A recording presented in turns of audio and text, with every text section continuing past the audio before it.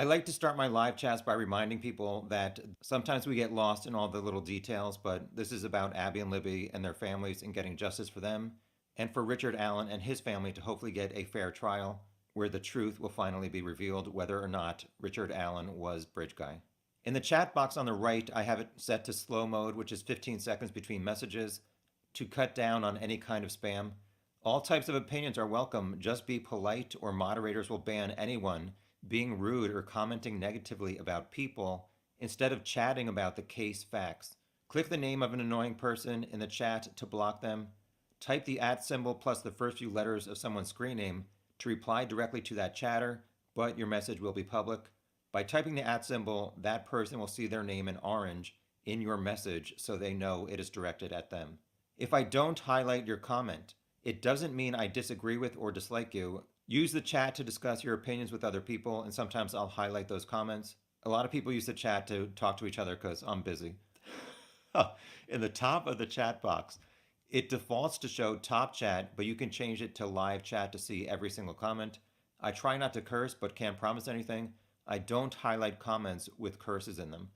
Initials I use: AB is Andrew Baldwin, B/R is Baldwin and Rosie, the defense attorneys, LE is law enforcement, MW is Mitch Westerman, the man who took photos of Abby and Libby in Baldwin's conference room, NM is prosecutor Nick McClelland, and PP is the professor at Purdue University, who was consulted by law enforcement to see if the branches on Abby and Libby were related to Odinism or any kind of religious cult.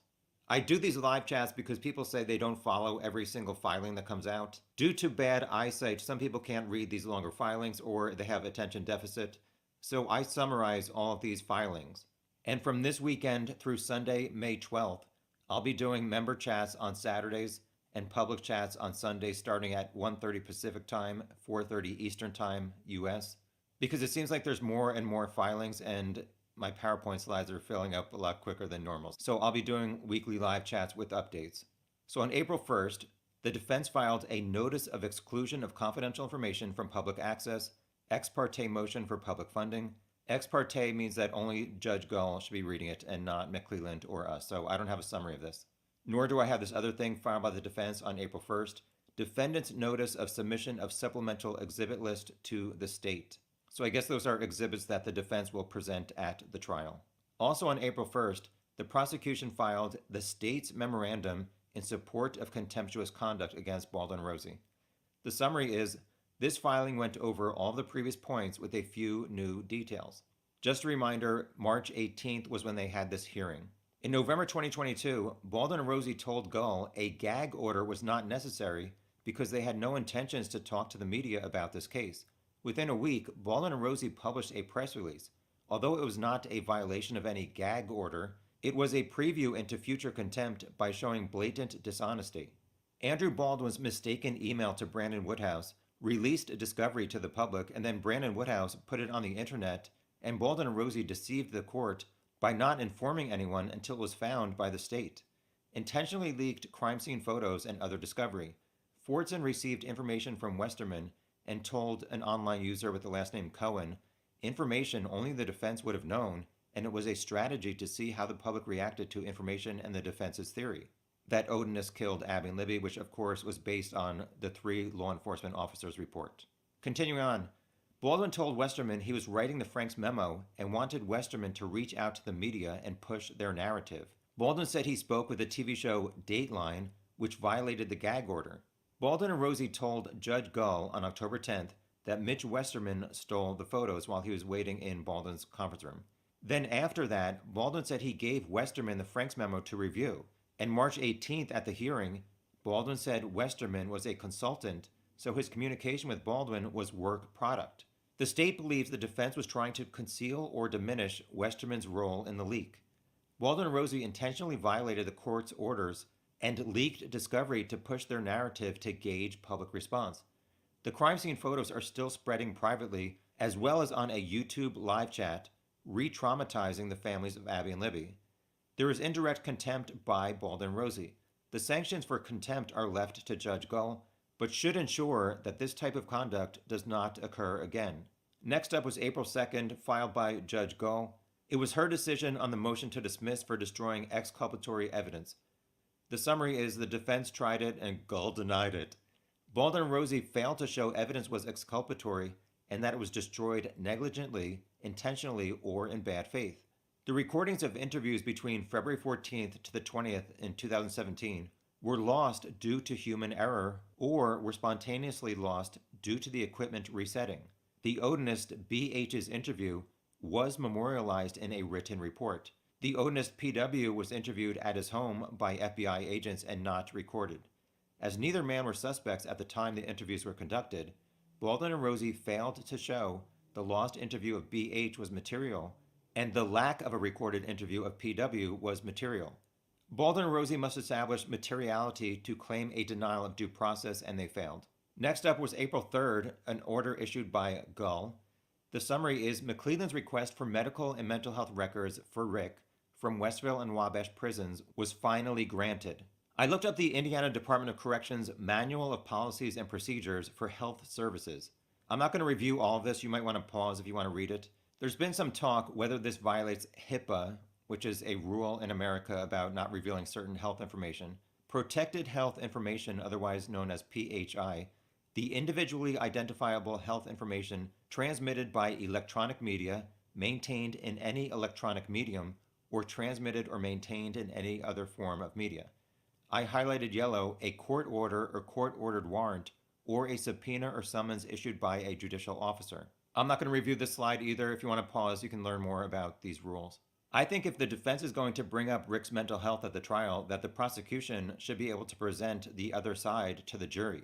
Next up on April 3rd, filed by the prosecution, state's response to defense's third motion for a Franks hearing. The summary is the defense misstated the facts. Baldwin and Rosie said Liggett failed to include geofencing data in the PCA, and if it was included, Judge Diener would not have approved the search warrant of Rick's house on October 13, 2022. Baldwin and Rosie said the missing information is exculpatory for Rick, which means it's good, to show that he's innocent, but McClelland said the data is mischaracterized and interpreted by Baldwin and Rosie. A Franks hearing requires the defense prove a deliberate falsehood or acts of reckless disregard for the truth and provide affidavits or sworn statements of witnesses. The defense must show that there is inaccurate or omitted information, like geofencing data, and probable cause is lacking if the omitted information is included. The defense claimed in their third Franks memo, number 1, at least 3 phones were around the crime scene when the murders happened. Number 2, the way Holman, quote, memorialized his interview with the professor should cause alarm about what law enforcement choose to include or not include in the reports, end quote. Continuing on, number 1, Baldwin and Rosie allege Odinist killed Abby and Libby. There is no evidence to support this theory. Baldwin and Rosie are making false statements in their motions. Baldwin and Rosie speculated that a map with 3 phone numbers is geofencing data that provides evidence of any of the 3 scenarios. Number 1, people were walking around and witnessed the murders and none of them identify Rick. Number 2, the people saw nothing and the murders didn't happen on February 13th. Number 3, those people killed Abby and Libby. Baldwin and Rosie do not understand how to read or interpret geofencing data and have misinterpreted the info and put misinformation in their motion. I added, well, this is why they need funding for continued expert analysis. Baldwin and Rosie were told March 4th the state had 3 witnesses in geofencing data from Indiana State Police and the FBI. Baldwin and Rosie filed their third Franks request based on, quote, newly discovered evidence, end quote, but it was available during the first discovery disclosure in October 2023 and in the second discovery disclosure after Baldwin and Rosie were reinstated around January 30th of this year. Continuing on. So this next section is kind of interesting and important to learn some of this new information about how this data works.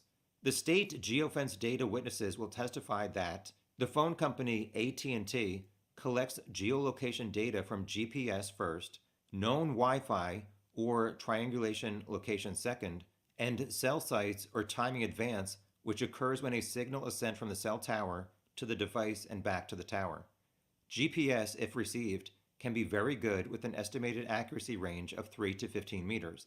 Wi-Fi or triangulation ranges from 15 to 100 meters, and cell sites or timing advance is inaccurate because the geofencing data estimates where the phone is based on how long it takes the signal to go from the tower to the phone and back, so the device or cell phone can be 3 to 15 meters from the pinpoint on the map up to several thousand meters away.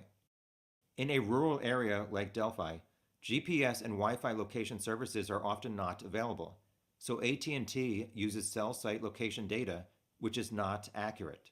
Geofencing does not track movement, so if a pinpoint moves within a certain area, it is not indicative of a phone moving within that area. I added, what are the 3 state geofencing experts going to testify about if the data was unreliable? Now back to the filing. The map the defense used is geofence data from AT&T, and the points represent GPS longitude and latitude that has a range of uncertainty and no date or time references. The point is not where the phone is, it is simply the center point of measurement. The longitude and latitude is near the crime scene. The actual phone could be more than 5,000 meters away. Baldwin and Rosie had the spreadsheet and either ignored it or didn't understand how to read it. So I added again, which is why they need expert funding to understand this crap. Oh. Continuing on. No geolocation expert concluded that cell phones were in or around the crime scene when the murders occurred. In their most recent Frank's request, Baldwin and Rosie failed to state that the owners of the phones were interviewed and cleared by law enforcement. Baldwin and Rosie should be required to provide statements or affidavits from geofencing experts to support their claims. For the 3rd time, I added, which is why they need more funding. Judge Gull previously did approve $3,712 to a forensic analyst hired by the defense, but she denied any future funding. So what did that analyst provide for $3,700? And what else does the defense need help analyzing? Issue number 2, does Holman's summary of the professor's interview support Baldwin and Rosie's argument that law enforcement provided false information in the PCA to obtain a search warrant? Half of the defense's Frank's motion references events that occurred nearly a year after the search warrant, so the professor's interview had nothing to do with the PCA in 2022. I added here that I think the defense was referencing the first professor interview in 2017, not the 2023 follow-up. Holman did not conceal evidence or falsify information from the professor.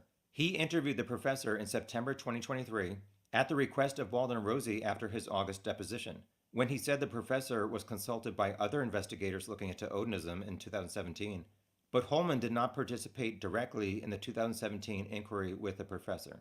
The professor's 2017 report states, quote, "It is not self-evident that these markings are runic inscriptions, nor is it immediately clear what they would mean if they were. However, the argument that these markings constitute an inscription inspired by Norse runes, or modern recreations thereof, is quite plausible.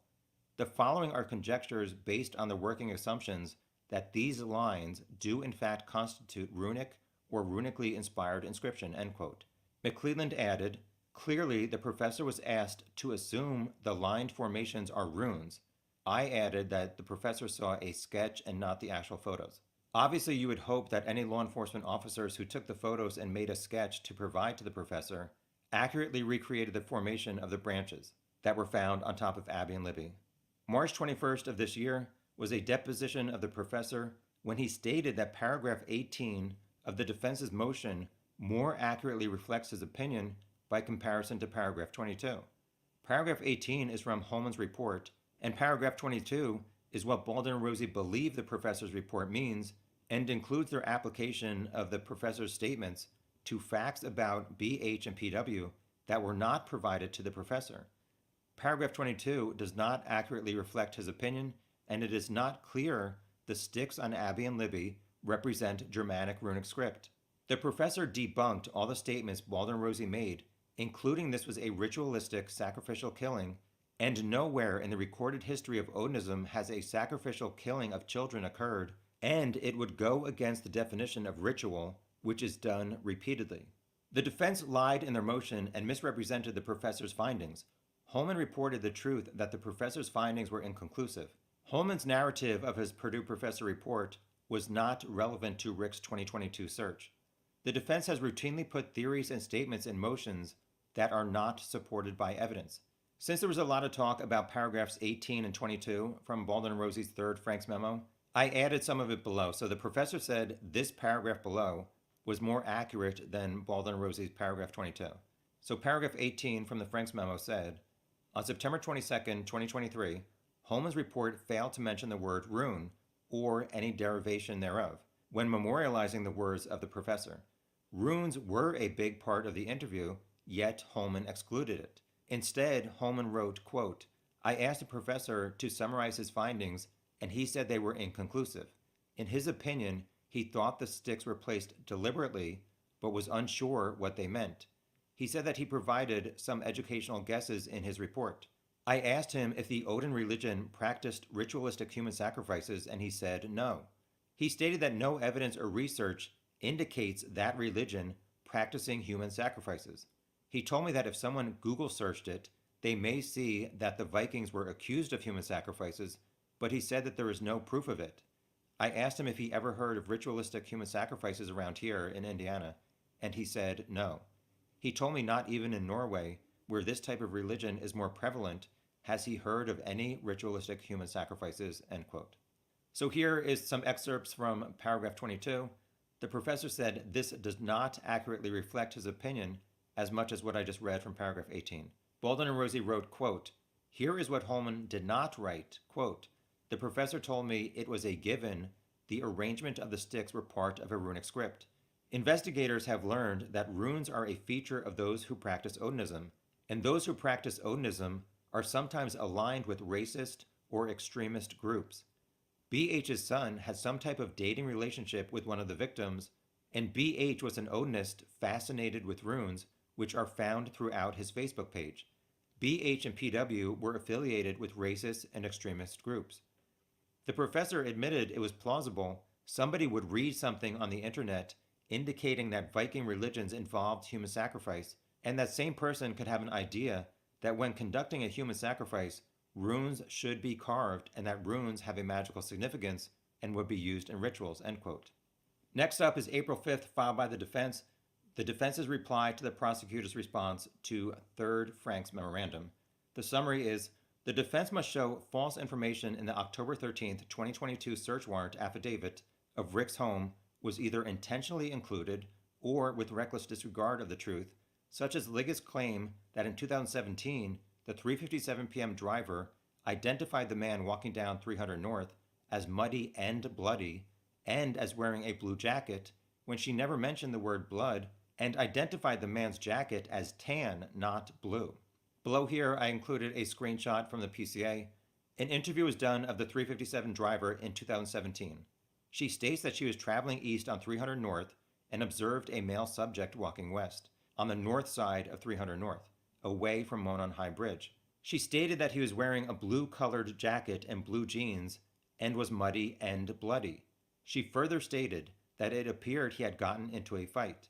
Investigators determined from the video that she was on 300 North at 3:57 p.m. So I added here, did she add references to blood or a darker or blue jacket in interviews after 2017? Because in the first Frank's memo, the defense kept saying her 2017 interview, but they never referenced anything after that. The PCA stated the 357 driver saw Libby's screenshot of Bridge Guy and said that was the man she saw on 300 North. So what about that photo matched the man she drove past? Isn't that more important that she said a man matching Bridge Guy was walking towards where Rick parked? The 2017 conservation officer interview stated Rick was there around 1:30 to 3:30, so law enforcement thought maybe Rick was lying in 2022.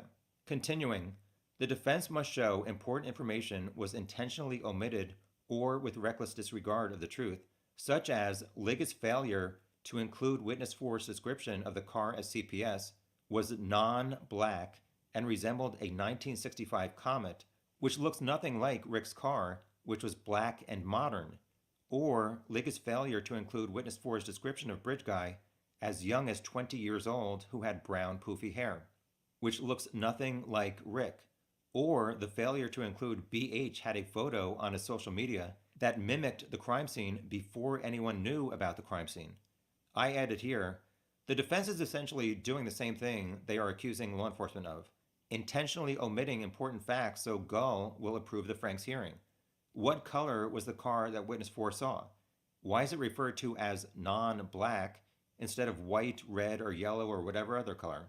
The defense repeatedly ignores the 210 driver stating he saw a purple PT Cruiser or small SUV, and the 228 driver saying he saw a smaller, dark colored car, possibly like a smart car, which are both more modern than a car from 1965.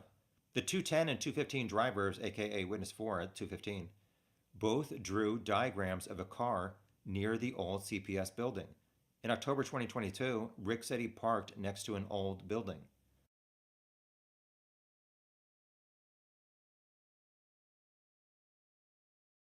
The defense makes no reference to the 357 driver being interviewed after 2017, if she was. None of the Odinists were 20 years old. BH's social media has nothing to do with law enforcement's suspicions about wanting to search Rick's home and car.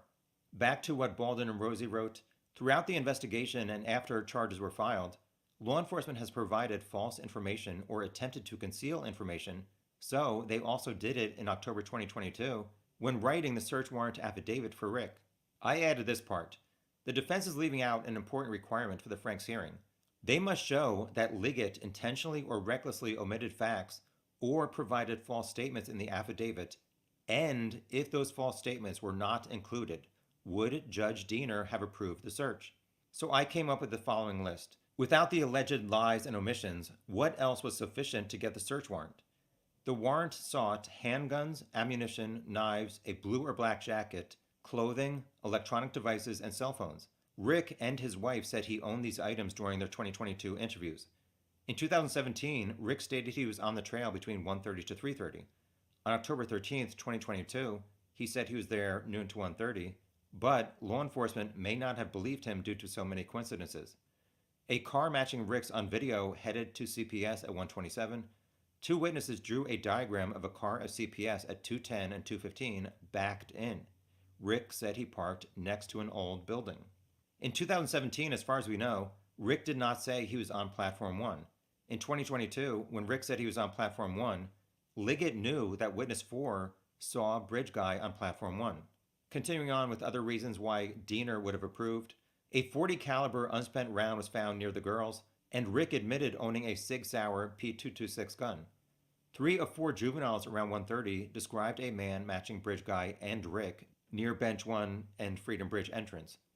Some of their descriptions were different, but close enough to suspect it could have been Rick after he parked at CPS and started on the trail. Rick also said he passed 3 girls in the same area, but around noon, 90 minutes earlier. Rick's 2017 interview potential follow-up by the conservation officer said, "Who were the 3 girls walking in the area of Freedom Bridge? Is one of the reasons that law enforcement think Rick is guilty and lying is because there was no other group of 3 girls around noon." Witness 4 said the man she saw matched the man in Libby's video. The man on Platform 1 on the bridge was wearing jeans and a blue jacket like Rick said he wore. Her age range of 20 to early 30s and poofy hair does not match Rick, but she was 50 feet away. MW here means Muddy Witness, aka the 357 driver. She was shown a photo from Libby's video and said that matched the man she saw. As this 18-page document went on, the defense provided 2023 instances of law enforcement providing false information and or trying to conceal evidence in 2023, but the Franks requirement has to do with what happened in 2022. Holman's August 2023 deposition claimed the Purdue professor stated that, quote, it was not Odinism or any type of cult worshipping that would have conducted the crime, end quote. On March 21st, 2024, in the deposition of the professor, he said, quote, that was not a hypothesis that I was asked to weigh in on in 2017, and certainly would have declined to do so, end quote. The defense made multiple inquiries to McClelland and Holman to identify and depose the professor, but McClelland said on September 6 he had not been identified. But Holman knew since August 14th, and McClelland told Holman to meet with the professor to verify if he was the professor law enforcement consulted in 2017. I added here that the law enforcement report allegedly did not have the professor's name on it. Why not? A few days after August 14th, law enforcement received the professor's 2017 report, including, quote, the argument that these markings, aka the sticks, constituted an inscription inspired by Norse runes or modern recreation thereof is quite plausible, end quote. The defense did not get this report until 45 days after law enforcement found it.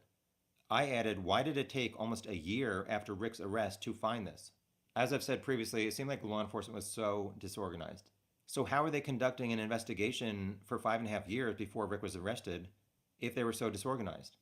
Holman learned the possible identity of the professor and received the unsigned 2017 report. I added here that the defense admitted the report did not have the professor's name on it. McClelland claimed the FBI and Purdue University police had not yet responded to Holman when clearly both had, even providing the possible last name to Holman. If McClelland hid this information and also Click's letter in 2023, he may have hid information in October 2022 when applying for the search warrant affidavit for Rick. Holman's September 19th interview report was misleading and makes it appear as if the professor claimed his findings were inconclusive as to whether the sticks were even formed as runes. The professor never questioned whether the sticks were formed into runes. He only questioned the intended interpretation of those runes.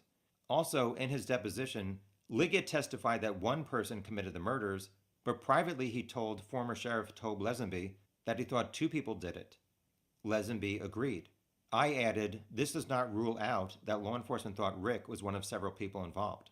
Local rules require McClelland produce evidence to the defense by December 14, 2022, 30 days after they were assigned as Rick's public defenders.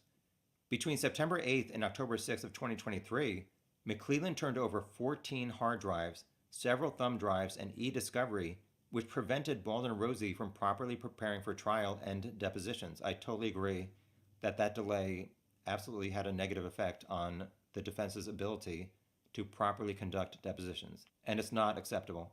This court has not yet chastened the prosecution for its incredibly late discovery, much of which was exculpatory, including interviews of Odinists E, F, J, M, and R.A. R.A. is somebody else, not Richard Allen. Just a few more slides. Baldwin and Rosie had a few days to review geofence data before they were removed in October 2023. And then they got it back again January 30th, 2024. And they had a technology expert provide opinions without the benefit of law enforcement reports that interpret the data because law enforcement didn't write any. Gull denied funds for the expert to conduct further analysis of the geofencing evidence. McClelland said no reports existed for Libby's phone, but then he handed it over a few minutes before a deposition. Tom added, that ain't cool. A geofencing map shows 3 phones were in the area of where the bodies were found, moving near the crime scene at a time the murders would have been committed, but did not include the multiple other phone numbers the geofencing data provided.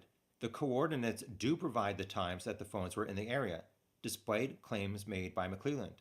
Baldwin and Rosie never knew of the interviews clearing these 3 people until April 3rd, 2024, and they have not received copies or know where they are in the discovery.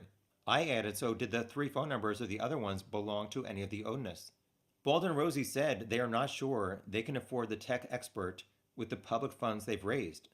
As of this filing on April 5th, the public fundraiser is over $30,000.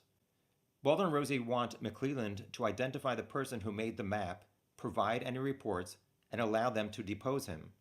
So I added this end part. Just like the March 18th contempt hearing, Baldwin added so much information that does not apply to October 2022 and the rules for Frank's hearing. He has valid concerns about law enforcement and McClelland, as well as the ridiculous amount of time it took law enforcement and McClelland to turn over evidence that they've had since the first few days of the case in 2017, but he did not show that what was omitted from Rick's PCA would have prevented Diener from approving it. Also, I think it's important to note that even though the defense is right that it was ridiculous that it took so long to get a lot of this discovery, McClelland stated that on February 13th, 2024, it was the first time in 15 months on the case that Baldwin and Rosie gave McClelland any discovery, and it was only 6 names without clarification as to the witness's area of expertise or what they will testify to. So I think all this stuff should work both ways. If somebody has access to something, the other person should have the same access.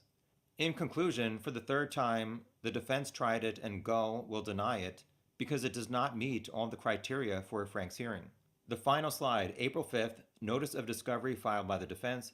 The summary is an independent neuropsychological evaluation by Dr. Polly Westcott, dated March 30th, 2024.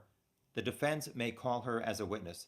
That's it for my slides summarizing the filing from the past week. I'll now get to your comments in the chat.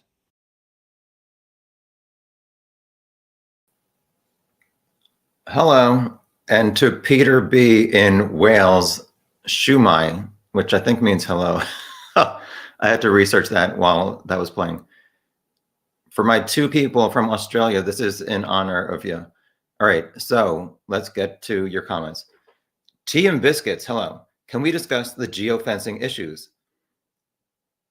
Well, it's been discussed a little bit in some of these recent filings, and it doesn't seem to explicitly show that Richard Allen was at the crime scene, whatever, from like 2:15 to 4 o'clock. However, why would the prosecution be calling three geofencing experts if there is not some kind of evidence pointing towards Rick's guilt? With a lot of the stuff, is like, stay tuned for the trial to finally hopefully get some answers to this stuff instead of just rumors and whatever. High support with Stefa. I would love to discuss Todd Click's testimony at the March 18th contempt hearing. Todd Click was one of these three police officers from the Rushville area, which is about 2 hours from Delphi, along with Ferenczi and Murphy are the last names of the two other officers who looked into these 5 to 6 Odinists. Click gave some fairly convincing testimony at the March 18th hearing, which was supposed to be about like contempt, and Gull kept interrupting Baldwin saying, you're really not focusing on stuff related to erasing. Actually, that's the motion to dismiss. Sorry. Click testified at the motion to dismiss the entire case, which was filed by the defense, saying that the prosecution and law enforcement hid information and they purposefully deleted interviews, including one from one of these Odinists, BH, which happened within the first few days after the murders, and also the other Odinist, PW, which it was revealed his interview was not taped on video because it was at his home. Yeah, so I'm not sure what to think about this Odinist stuff. I've seen more stuff pointing towards Richard Allen as being there and not any of these 6 Odinists being at the crime scene the day of the murders. I still am waiting just to see and hear all the evidence at the trial. I don't know one way or the other if Rick is guilty or not, but based on reading the entire Franks memo and even this latest testimony from Click, I'm not convinced that these Odinists were at the crime scene and it was part of like a ritual to kill white girls.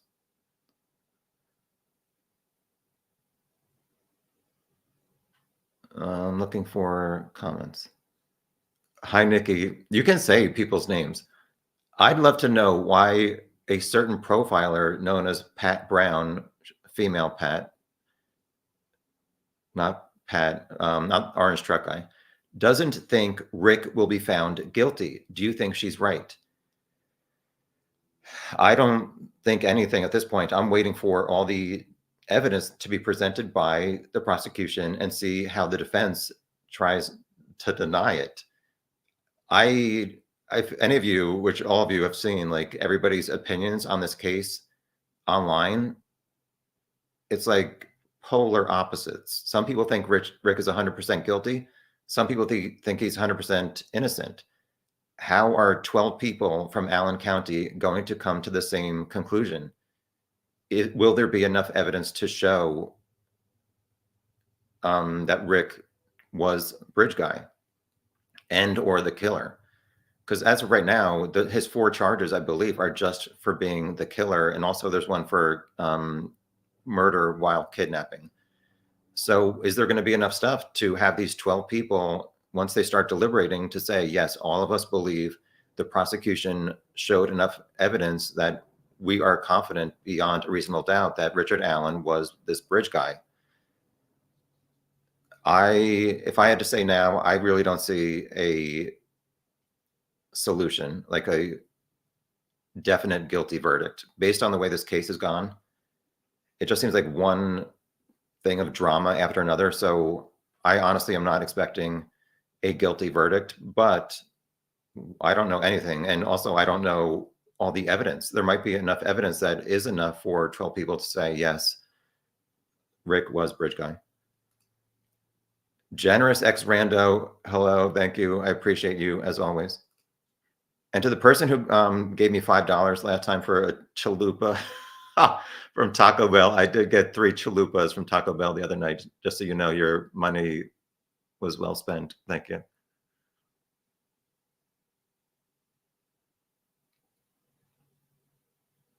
Hi, Courtney. Not sure about that, but I'm trying.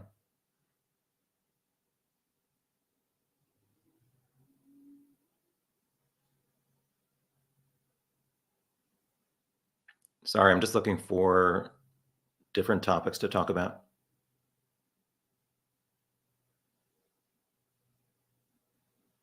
Amy, did they punctuate the third Frankses? Yes, they did. They did not trigger me with bad punctuation. Thank you for asking.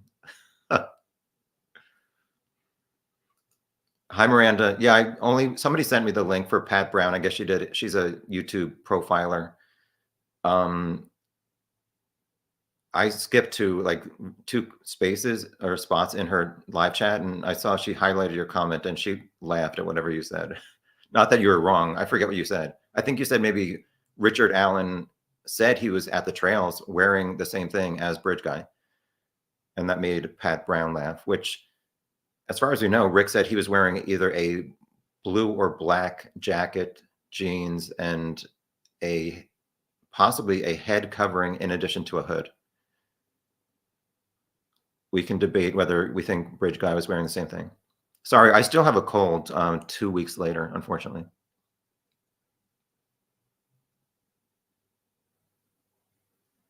Hi, Trav. Nice to see you. Hi, Tom. Good luck with your live chat. Hi, MJ. Do people think Rick is guilty? Yes, some people think he's guilty. Some people think he's innocent.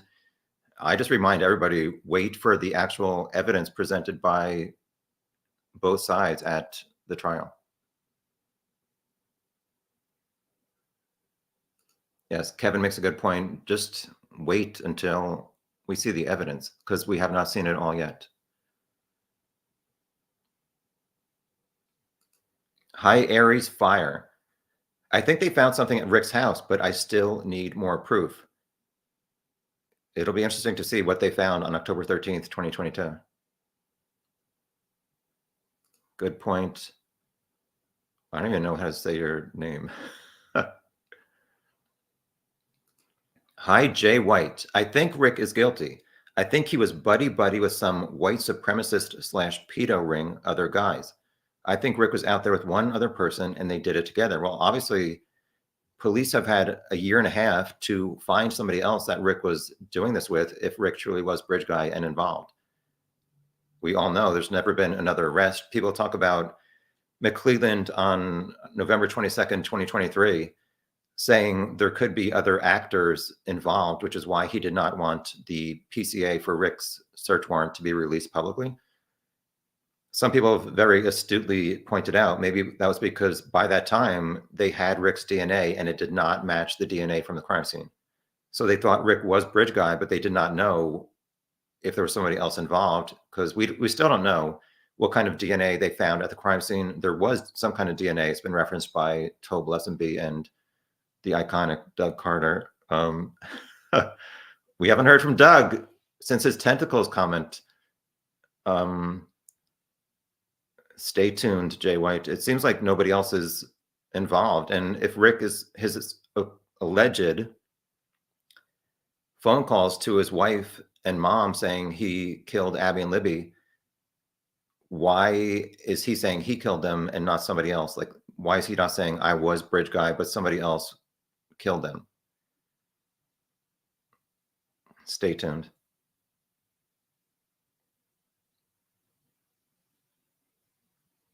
Courtney asked, does anyone have a picture of Rick from February 2017? Did he have a goatee? I think the most recent video was the Thanksgiving before when Rick's wife snuck up on him in the parking lot when he was in the passenger seat. And he did have a goatee at that time, which she said they were, I think, holiday shopping. Around that same time, she did post a photo of Rick without, he was totally clean shaven, but I don't know if that was from that same time. Rick's wife's Facebook has there's missing posts. I don't want to say missing, but there's a time period between around December 2016 through June 2017 that she does not have any posts. It'll be interesting to see if law enforcement did any kind of research into that Did she delete any post that may have shown Rick wearing something similar to Bridge Guy?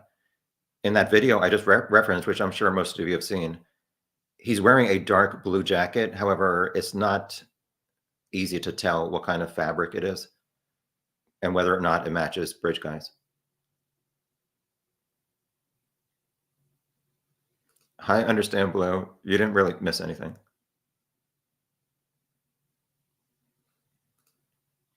Hi, No Scrubs. Does anyone have info or theories about Rick's cell records for the day of the murders? We know what he says, but do records back it up? I've not seen anything in the public filings by the defense or prosecution saying we know for sure that Rick was at the trails from whatever 1:30 to 4 o'clock or noon to 1:30 and home by 1:45. As I said before, why is the prosecution calling 4 or 3 like forensic geofencing experts at the trial if it's only data that is good for Rick showing he's innocent? Hi, Don. Do you think if we were to go all the way back to when the girls were first found and Sheriff Tobe Lesenby declined the search dogs, do you believe they could have led law enforcement on the route the killer took? I'm not sure. I don't know what to say. I mean, well, not obviously. Some people think Abby and Libby were killed somewhere else and brought back. I do not believe that. So I think they're essentially dead by around 3:30 or so. Who knows? The woods are so large, and to get to 300 in CPS, if that truly was Bridge Guy, I don't know that the dogs would have been able to follow the scent or not before. That was around like 5:30 is when the Patty family called police. I forget. There's so many facts in this case, I don't remember all of them, but I don't remember exactly when Tobe said we did not need the dogs, because wasn't that after the girls were found on the next day? I might be wrong about that. Hi, little butterball. I can't get past that statistically speaking, it is way more common for a perp to know or be connected with the victim or victims. For this reason, I can't seem to lean toward guilty. Well, somebody asked me before, which I think I skipped over the comment, sorry, but I wrote down. So somebody wrote, what do you think is the most convincing evidence that Rick is possibly guilty or will be presented at the trial? I would say even more than his phone, his car data, which I've mentioned a few times. Unfortunately, it was obviously 5.5 years by the time police got access to his car. However, he only lived 1.5 miles from CVS where he worked. So I don't know how much mileage he was putting on his car that would have overwritten previous data. So if his car shows he was at the trails essentially from 1:30 to 4, I've said before, he's screwed. If it shows he's there noon to 1:30, why is he still in prison? One other thing, or a few other things. Were there a group of 3 girls? Rick said he got there around noon, passed 3 girls soon after, and did not see anybody for 85 minutes. I did an entire video on this, which nobody has come up with a decent explanation how, if Rick was there from noon to 1:30, and this group of four girls was there around 12:30 to 1:30, how did Rick never see those 4 girls? How did they never see him unless it was him arriving at 1:30? Also, the gun, and not the gun, but essentially the unspent round found a few feet from the girls' bodies. I totally understand that science is not great. However, as a member of the jury, if the prosecution says we tested another Sig Sauer, which is the same kind of gun that Rick had, and it did not match the unspent round found at the crime scene, but we tested Rick's, then I think that's somewhat not convincing, but if it's added with a bunch of other stuff that points towards Rick, that's not good for him. Not a Richard Allen simp. Thank you for your generosity. Hi, Neffy. I think that's the first time I've ever seen your name, but thank you for your kindness and generosity. His defense lawyers are doing an excellent job protecting his rights, but even the publicly available evidence is pretty overwhelming. Yeah, I don't know what to say. I don't know what the defense has to work with. They've not really shown anything to me that is overwhelming to show that Rick was home by 1:45.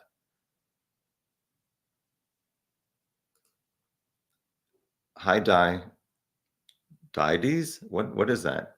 Sound it out for me. He admitted using his phone, watching his stocks. So there will be records, but after so long, who knows? Yeah, they totally screwed up a lot of things, law enforcement. If Rick truly was involved, this could have been solved and should have been solved within the first week or two. And they lost out on all this potential, very damning evidence. But why is law enforcement or the prosecution saying they have certain geofence data and other forensic data that might be presented at the trial if it's not pointing towards Rick's guilt? Also, did law enforcement or the defense on either side, are they going to show that Rick truly was interested in the stock market and had stocks that he would be looking at a stock ticker on his phone?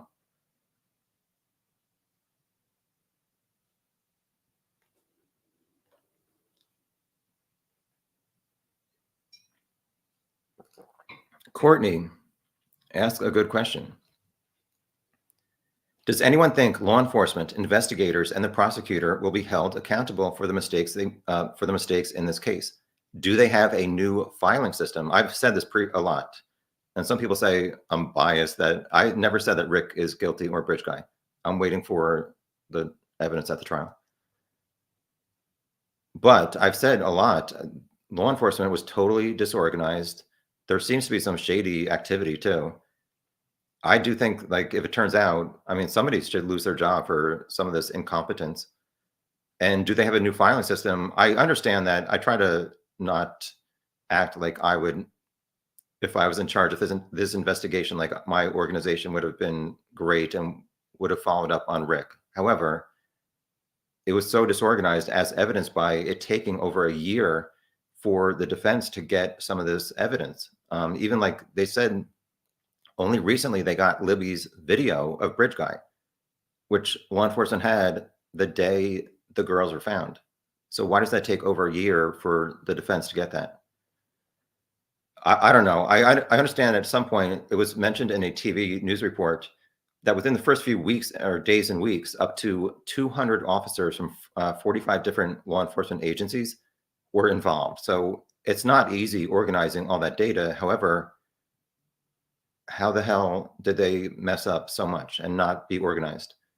Why did they not follow up on Rick, either if he is guilty or not? He should have been followed up on. I don't know what that means. You know what I'm saying? What? Even if he wasn't guilty or isn't guilty, that tip that the conservation officer wrote and submitted to the command center, it seems like written on that piece of paper was that this man, Richard Allen Whiteman, which they falsely thought that Whiteman was his last name instead of just his street name, it said he was there 1:30 to 3:30. Whether that's true or not, or why he wrote that down, remains to be seen. But he obviously should have been followed up by somebody at the police station.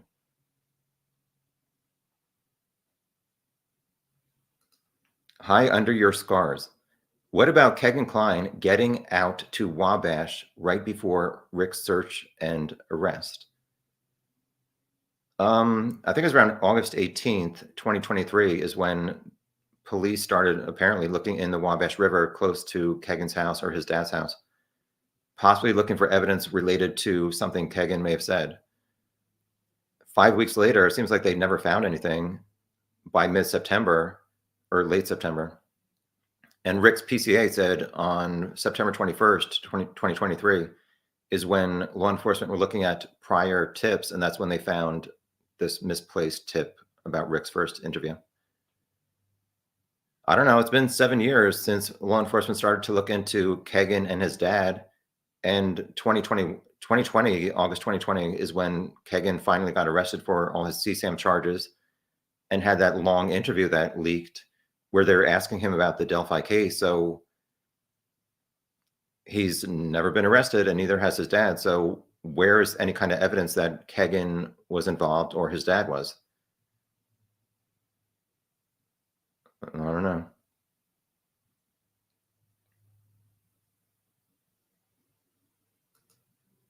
Aries Fire, the arrowheads listed in the items seized from Rick's house intrigues me, as they were mentioned 7 years ago. Very curious if they're a factor.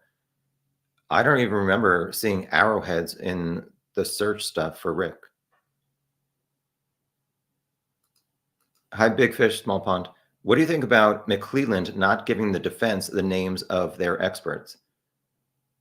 It was done this week. However, yeah, I mean, there seems to be some lack of transparency on both sides. McClelland said in over like 15 months was the first time that the defense gave them any kind of discovery.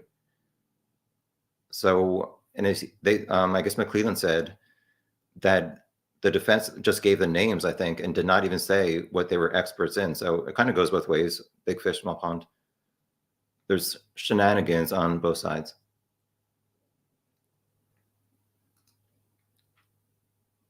Whatever this name is. Oh, was the phone of Libby there according to their data? I think the defense is saying they still do not have data for Libby's phone. I think that was in one of their recent filings saying not only do they only just receive the actual video, but they do not have any data from Libby's phone. So I don't think there's any. I know some people say that there's like some kind of conspiracy theory where the Patty family killed Abby and Libby at home, and then there's some like nonsense. Yeah, I don't believe that. Anyway. Oh, but if you want to go on with your bad self. Courtney wants to talk about geofencing. Just for people who don't know, Google essentially was a great resource for law enforcement for a few years at least, where like you kind of draw like a section on a map and say, I want to know whose phone was in this area between a certain time. Like a few months ago, Google said they are going to stop doing geofence warrant data. So it seems like law enforcement said in the most recent, or the prosecution said, AT&T, which is the phone company in America, they are the ones who provided geofencing data. I did not see anything about Google. In the leaked index from Brandon Woodhouse and the defense, there were quite a few search warrants, and there were a few for Google, which it has not really been revealed exactly what those were for or what they found. Kevin, problem. Detective Click will testify at the trial that he, Ferenczi, and Murphy all believed that these Odinists had a strong involvement in the murder of the girls, which will cause reasonable doubt. Well, how's the prosecution going to cause or cast reasonable doubt on the Odinists? I don't know. Obviously, EF telling his sisters that he was involved in the murders is very troublesome. But what did law enforcement do to think they did not need to follow up on this man who said he was involved in the murders and spit on one of the girls? Obviously, it could be said that Rick's DNA did not match the crime scene, but also if EF said he spit on one of the girls, maybe he was involved, but his DNA was not on their clothing or their body, whatever kind of DNA it was or where it was is not revealed. I've said a few times that I think most of us have seen these photos of various items in the creek. There's two different photos that I guess the searchers from February 14th kind of sent to other people that leaked. One has like, it appears to be these three items got caught up in Deer Creek. On the left is a tie-dye shirt, which belonged to Libby. In the middle is like a white item, which I can't figure out what it is. And on the right is a black and white Nike sneaker belonging to Libby. Another photo has like a peach or pinkish, orangish item, which I don't know if it's a sock or what. So I've wondered, did this person feel like his DNA got on those items? So he felt like he had to go to the creek and push them under the water and then let them go. Hopefully they would float away very far and never be found, but obviously they did find them. Whether they found any DNA on those items remains to be seen. I don't know how much water would have removed DNA. Peter Schumite, are you still awake? The DNA puzzles me. They say they have some. Surely they would say if they had Allen's. Well, since the prosecution, yes, and law enforcement, they did leak certain things over the course of the case. But if you remember, before Rick was arrested, I think a lot of us were very frustrated at the lack of information and details provided by law enforcement. Since Rick's home was searched in October 2022, what has leaked from prosecution with very convincing evidence against Rick's guilt? It seems like they're pretty tight-lipped about anything that they did find. If Rick was the killer, then he would have surely have left some.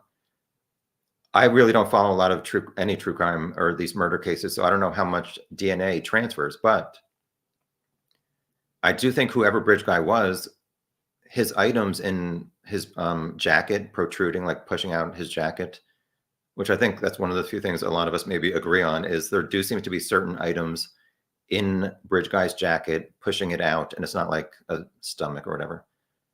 So if this man planned enough to bring items to the trail, did he bring gloves? He has boots on, he has jeans, he has a jacket and some other kind of clothing underneath. These it was not in the PCA, but these juvenile girls who passed Bridge Guy around 1:30 said he had a scarf up to his nose. Plus, they said he had a short-billed hat and a hood. So most of his hair was covered. Obviously, witness 4, who saw Bridge Guy on platform 1 20 minutes before the 213 video, she said it was a young guy who, I think she said he did not have facial hair and he had poofy hair. So I don't know. It seems to me like Bridge Guy on the video definitely has some kind of head covering. So how much did this person plan to not transfer his DNA to Abby and Libby? Could the DNA have been from like something else? Any other prior contact by Abby and Libby? As I'm starting to say more and more, wait for the trial for hopefully some kind of clarification on a lot of this stuff.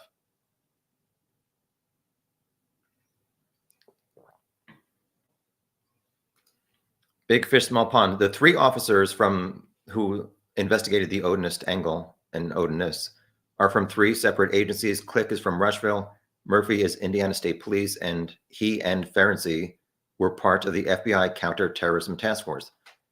Correct. And I think they had some valid concerns about what they found. However, how much of the evidence did they have access to compared to the Unified Command? Remains to be seen. Peter says, no way the Odinites were there.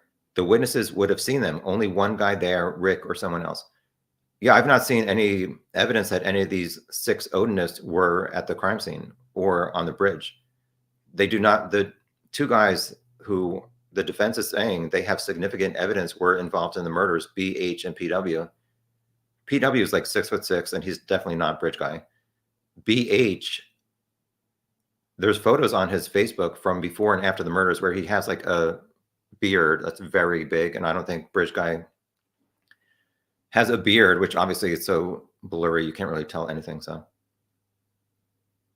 I'm interested to see what the defense is going to present at the trial to say the Odinist did it and Rick is totally innocent. In one of their filings, the defense said Rick did not know BH and PW, therefore he could not be involved in the murders, which, I mean, that was a stretch right there. Grunge Truck, hello. The defense for Delphi and Moscow, Idaho, Brian Koberger case are ridiculous. I don't know. I'm not really following much of the Koberger case. I did read the PCA to get a handle on how it compared to Delphi, and it was definitely more convincing that Brian Koberger is guilty compared to Rick's PCA. The defense, I don't know, they're doing the best with what they've got. High picture chick, thank you.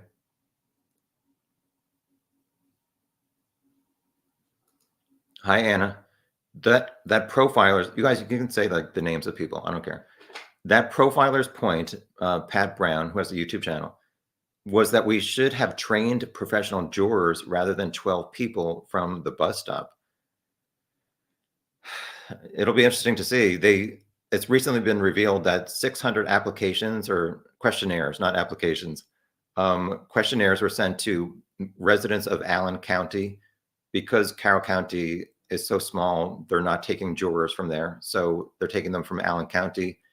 They will be sequestered during the trial. The jury selection is May 13th, starting Monday.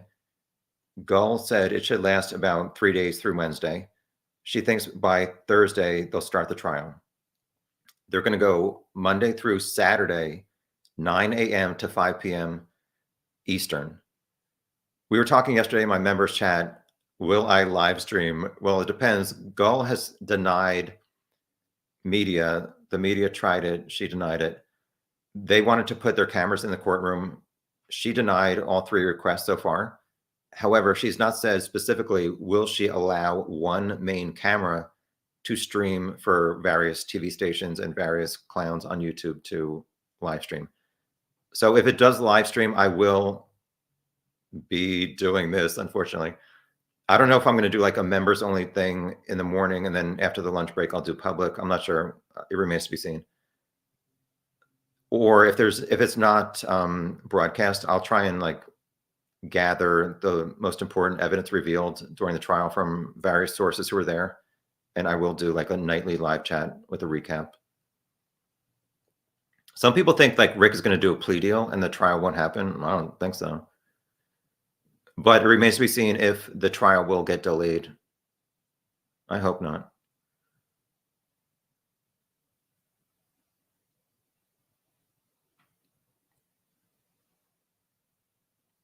Marissa asked me once if I want to do a poll. The last time I did a poll, people complained. I think my poll was flawed. I'll do a poll. Here we go. Stand by. Let me see. Start a poll. So do you think Rick is guilty? Yes, no. I have to add an option for other people. I didn't do that last. Do you think Rick's guilty? Yes, no. Waiting for trial. Oops, not trial. Start poll. Last time I think it was like 80% of people thought Rick was guilty and 20% said not guilty. We're at 1 hour and 3 minutes. My new maximum timeline or for live chats is about 1 hour and 59 minutes if I'm even paying attention. How many people? 416. Hi, 416 people.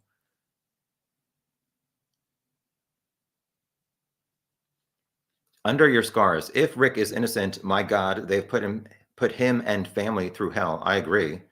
However, I have not seen overwhelming evidence that he is guilty. There's a lot of questions that I think need to be answered to show that he truly was gone by 1:30. And somebody before who had asked, what evidence do you think is pointing or going to be presented at the trial? Rick said he parked next to an old building, which is the CPS building. I know some people disagree, but he parked at CPS. The defense said in the Frank's memo, essentially that Rick did park at CPS because the 215 witness 4, as she was driving away from Mears and past CPS, she saw a car from the 1960s. And so the defense was saying, well, Rick's car obviously was not from the 1960s. However, the defense repeatedly, as I said in my summaries before, the defense repeatedly ignores the 210 driver 5 minutes before saying it was a purple PT Cruiser or a small SUV. So the point I'm making, or I'm trying to make, how does Rick leave CPS at around 1:30? Wearing essentially clothes similar to Bridge Guy. he backed his car, he reversed into like the CPS building. Like, why did he park there and not at the front of that lot? So we're supposed to believe within a few minutes of Rick leaving, backed up to CPS, which witness 4 said was unusual because people usually only parked at the front of that lot because the trail is right there. So within a few minutes of Rick leaving, another guy, bridge guy, backs up in that same spot and seems to match a description of Rick. As a member of the jury, that's very suspicious to me. I need some answers from Rick or the defense why that happened and how that makes sense. Courtney says, I couldn't vote guilty right now. I agree. At this point, I would not vote guilty for Rick, but I think there is a lot more evidence to be presented. And obviously, the defense is going to have their explanations of various things. So, my poll, which I'm going to end now, yes, it's 53. I can't see the other answers, though, unfortunately. Oh, here. Do you think Rick is guilty? Yes, 53%. No, 20%. 27% is waiting for the trial. All right. I will do another poll when the trial is over to see how that changes.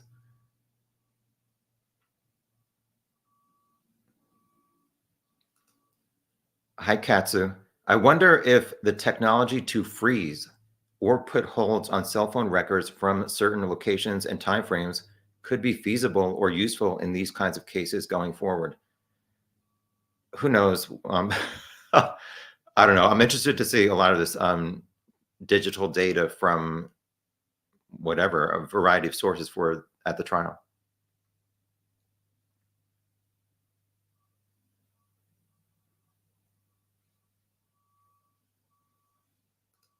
Kevin says a problem is witness 4 cannot see, is opinionated, and testimony is inconsistent with the other witnesses. More reasonable doubt. Well, I don't know that we can decide that witness 4 cannot see. Obviously, the law enforcement and prosecution has kind of ignored her description of the man she saw on platform 1. I've said before, I think it's very important to know what her eyesight quality was. If she's an eyewitness, I think she was in her 50s, and I'm not saying anything bad about people in their 50s. However, obviously, most people in their 50s do not have perfect vision, and she's 50 feet away.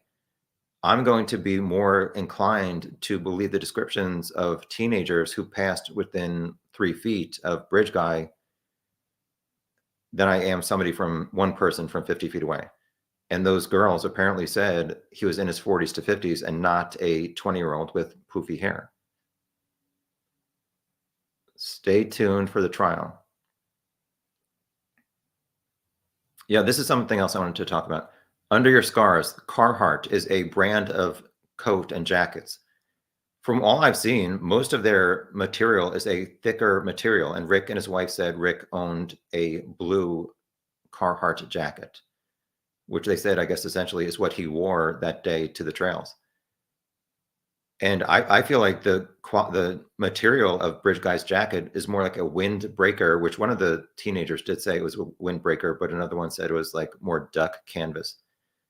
So these harder materials or thicker materials, you cannot see like the outline of whatever's in Bridge Guy's jacket pocket. So is the defense going to show Rick's blue jacket at the trial and show something in the front pocket and say, there's this item, here's this item I'm putting into Rick's blue Carhartt jacket. I'm squeezing like the front. You cannot see any outline of this item. Or is it a material that does match Bridge Guy's and the prosecution will do the same thing with an item and say it is similar where you can see an outline of this thing in the pocket, whatever that is.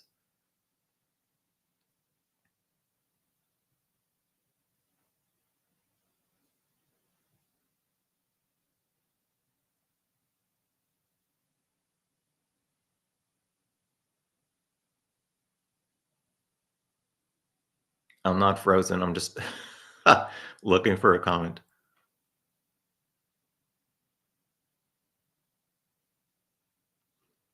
Picture Chick, will the trial be televised? We're still waiting for Gull to issue an official opinion. I mean, this case is about Abby and Libby and their families, and Richard Allen and his family, and the citizens of Carroll County, not us random people on internet. So as long as it's a fair trial for all of them, that's the most important thing. Maureen makes a very good point. The jurors won't see this case as we do. We followed this case for 7 years and know so much background, it colors our thoughts. The jurors will only have limited knowledge of all that has transpired. I know there's been a lot of talk about tainting the jury pool with various prosecution and defense filings and statements. However, there's a lot of mostly older people, no offense, who don't even know how to work a cell phone or a computer. So they have very limited knowledge, even if they are in Indiana and Allen County.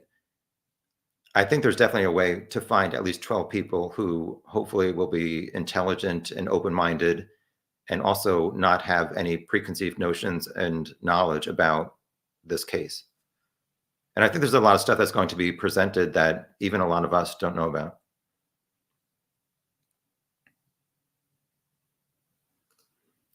Hi, Grandma. Speaking of grandmas, one way or another, Rick's life is over. Yeah, I mean, unless there can be some very solid evidence that the Odinists were involved or somebody else did this, and he's like fully shown to be not involved. Yeah, it's not a bright future for Richard Allen unless somehow he is found innocent. And I do believe that if he is innocent, he does deserve like millions of dollars from the state of Indiana for what he's been through.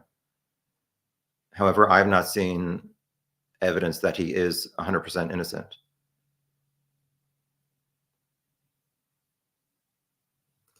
Anna says, it's possible the prosecution has strong evidence against Rick. The defense won't mention it and everyone else is gagged. But if prosecution does not have strong evidence, in my opinion, Rick will be acquitted. Stay tuned. We're at 5 weeks away, I think, from jury selection.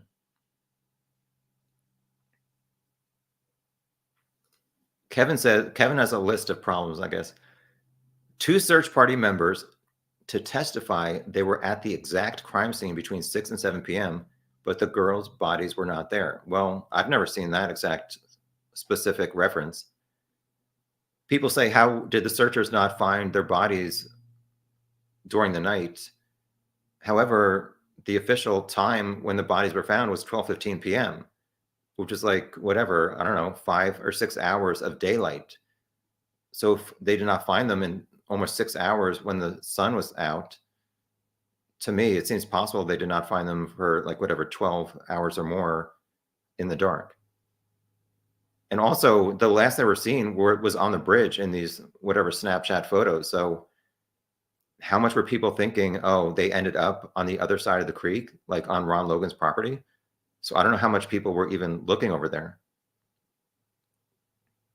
I know there's been like in the Ron Logan search warrant, it said that Ron was there around the crime scene. They said he was on the bridge around 2:09 and at the crime scene, I think around 8 and 10 p.m. However, looking at this recent filing about how accurate geofence data is, it's not that accurate, at least according to the prosecution. But it's like, if it's not accurate, what are they going to present at the trial? Jay White says another guy would explain some of the conflicting car and clothing eyewitness statements. What do you mean? There's going to be like various opinions by experts or various law enforcement? I'm not sure what you're referencing. Not a Richard Allen Sim said he did have the goatee in February 2017.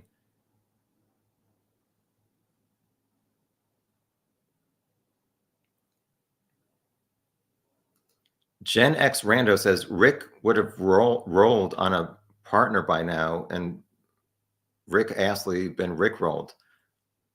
I don't know. Is he hoping to that the prosecution and state does not have enough evidence and he is bridge guy and somebody else is involved, but he doesn't want to admit. I don't know. It's going to be interesting to see and hear these phone calls that he's made and also his discussions with mental health and medical professionals at the prisons he's been at. Hi, Ruckus Rocks. Rick will plead out. All the people who donated just padded his commissary fund. I don't see what's going to change between now and the next 5 weeks that Rick is currently, and for the past year and a half, been saying, I'm innocent, at least with his official plea.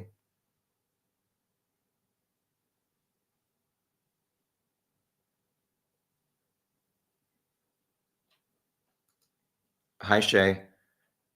You are right about needing to hear all the evidence, but more importantly, he deserves a fair due process, and he's not getting that. Would you want this judge if you were accused of this? I've said that I'm fine with Gull being replaced by like a former Supreme Court judge. Like there are these former Supreme Court judges from Indiana who are current special judges. So yeah, I don't think anybody in this case, the prosecution, the defense, and the judge has really followed certain procedures. So I don't know. At this point, I'm just hoping that the trial is fair for everybody. And it does not seem like, I said before, like the delay in getting this information from the prosecution and law enforcement to the defense has definitely hindered the defense in some of their depositions and just preparing for the trial in general. But yes, I'm very concerned that Rick gets a fair trial and that his lawyers are prepared. However, I think when it comes down to the most basic part of it, does the state have evidence to show that Rick truly was bridge guy or not? My main concern is who was bridge guy? Can he be properly identified and held accountable?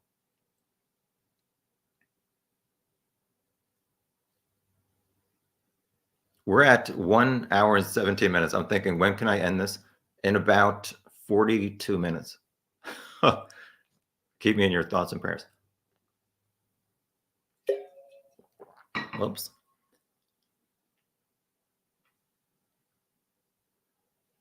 Hi, Frankie Figs. To be fair, if Rick did not kill them, why would he think he is bridge guy? If he's the man in the video, he brandished a weapon and therefore would be the killer. Well, essentially, people think that maybe there was one person to get Abby and Libby to go down the hill, and there's either other men or people down the hill or either waiting on the north side of Deer Creek. I just don't understand if he truly is bridge guy and his statements, his alleged statements to his wife and mom saying, I killed Abby and Libby.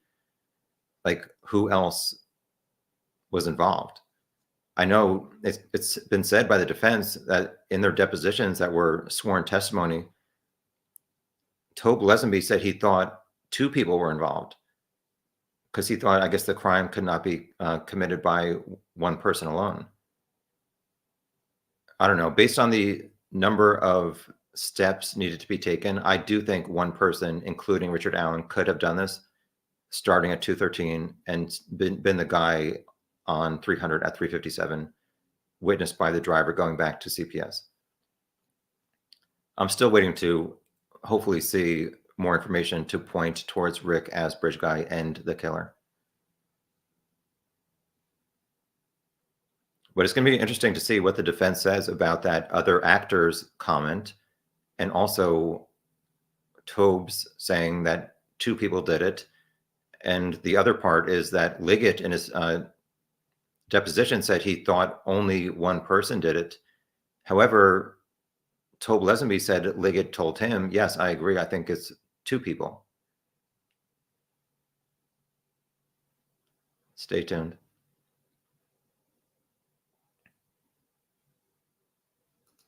High living vicariously in high definition. If hypothetically Rick deleted pictures or posts on his wife's Facebook, it would make sense that maybe he forgot to check the videos. And that's why we only have video stills of him in the jacket. Yeah, there was another video from around Thanksgiving where it's like the back door of Rick's house, and it's very blurry. Unfortunately, like blurry video is a recurring problem in these cases.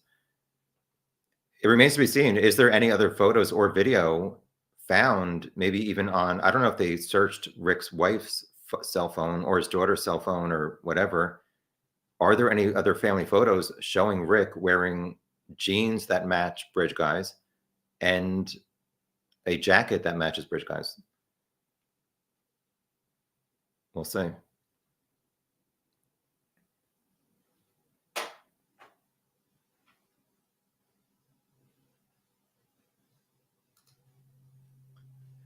Aries Fire, the white car with paper plates was seen leaving the trailhead around 3 p.m. on the 13th, and it has already been reported to law enforcement early AM on the 13th. Law enforcement had a heads up. Yeah, I think it seems like the only unidentified car was a car parked at CPS between noon to 5, which is why during the 2019 press conference, law enforcement said they're looking for drivers who parked at CPS between noon to 5. And as some people point out, why did Rick not walk 1 block over to Carroll County Sheriff's Office from CVS where he worked and reminded them I was parked there from noon to 1:30? I can understand that people would say, well, he already told them in 2017, so he felt like he did not need to go remind them. However, if there's been no resolution to this double murder of children in your town, are you really going to be like, yeah, I'm not going to even remind them that I was parked there and I did not see anybody else parked there? I would probably at least go back and say, I told this conservation officer at the grocery store that I was parked there. I want to make sure that like the official investigators know that I was parked there from noon to 1:30.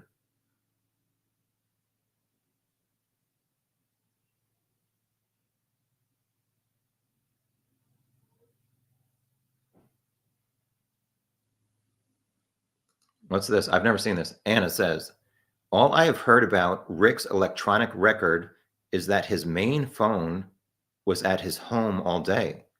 I am not sure of the ultimate source on this one. I thought I just saw something about saying that the mother or something like that. Sorry. I don't know. I'm seeing double. It remains to be seen a lot of this stuff. 16 cell phones were taken from Rick's house. So we'll see if there were any burner phones and what his excuse was for owning a burner phone. Hi, Nevada Tan. Speaking of tan, I think the tan jacket seen by the 357 driver, aka the muddy witness, was the brown hoodie he was wearing beneath the blue Carhartt jacket. A lot of us have debated what is that brown thing around Bridge Guy's waist? Is it a fanny pack or something like similar to that around his waist? Or was it a brown sweatshirt or shirt sticking out? Does Libby's video at the end show a closer view of Bridge Guy's waist or anything that might point towards matching Richard Allen? Like his hands, I don't think he wore a wedding ring or anything like that. I don't know. Is there a belt that was matching Rick's belt? I don't know if they took any belts or not. It seems like they took his entire wardrobe. I don't know what he wore after October 13th. What am I doing here?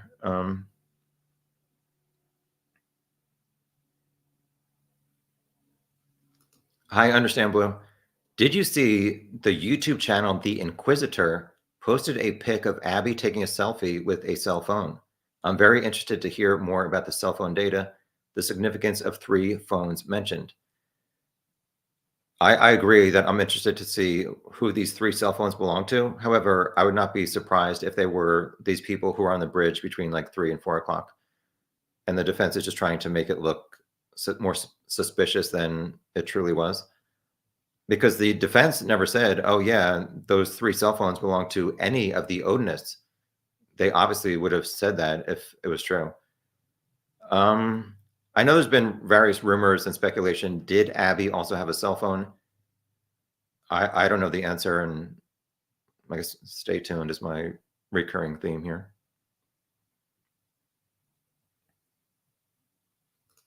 Hi, Curtis. I think the defense is sensationalizing the Odinist theory, which didn't Click say that he agreed with that. However, he still does believe that the Odinists were somehow involved. And also, the FBI Behavioral Analysis Unit said they thought that Odinism was somehow involved in this murder. So, why is that FBI unit saying that? Stay tuned. I don't believe there was a sacrifice, but I think there is enough proof that the inscriptions could be runes and Odinist could be involved. My issue is, as a member of the jury, I'm going to need an expert to say the three branches on Abby were this specific rune. I'm 100% sure. Here's this rune. Here is a close up of the branches on Abby. This is what that rune means. The four branches on Libby, the same thing. I need to see an expert say, I know 100% sure these four branches were put by somebody to mimic this rune. What does that mean? What is this F on the tree with Libby's blood? Which rune is that, an Ansu's or a Fehu? Obviously, we all know what an F looks like. Do we? Like the rune, like I don't know which is which, either Ansu's or Fehu, but the two horizontal lines in an F, they either go up or they go down. I did not really see. I do think the F on the tree, like the vertical line, does seem somewhat intentional. I'm not sure if it's blood splatter or not, but it seems like it could be. It's like very detailed for like the vertical line of an F. So I'm not sure or not if it was like an intentional somebody trying to make it a letter, whether it's an F, a Fehu, or an Ansus. But like somebody's gonna have to convince me as a member of the jury that those three things were left by an Odinist. And who's to say that Richard Allen did not know those things, like those symbols?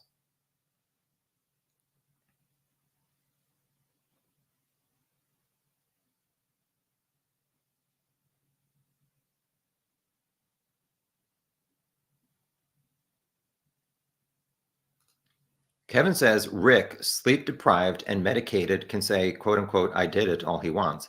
It doesn't matter. To be valid, a confession needs information only law enforcement and the perpetrator know.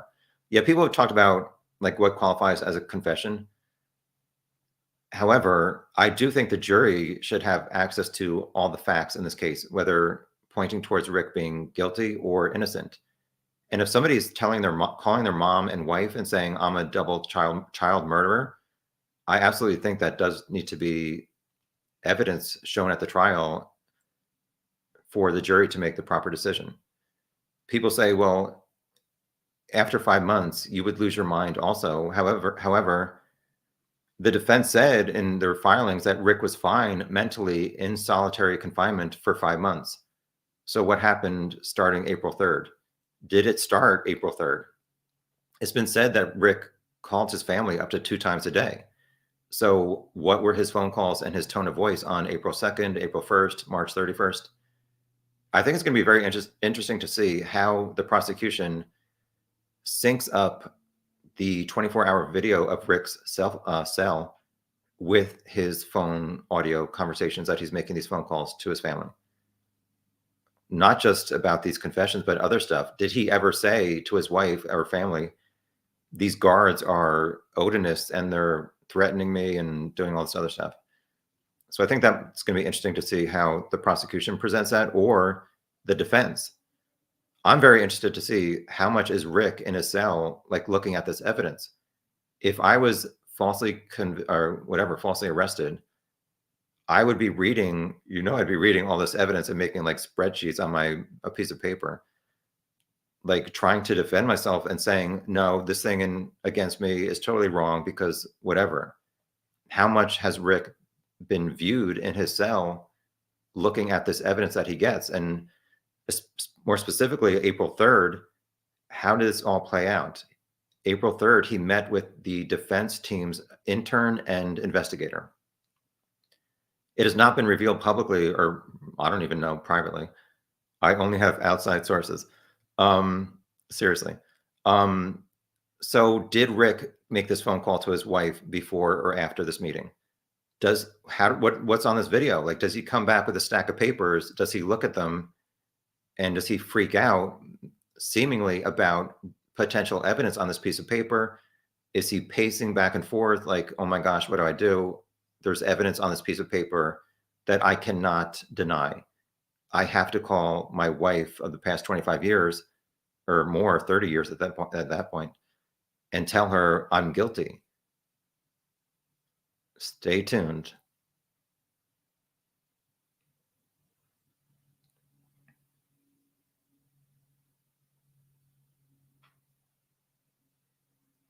Um, 29 more minutes. Ah.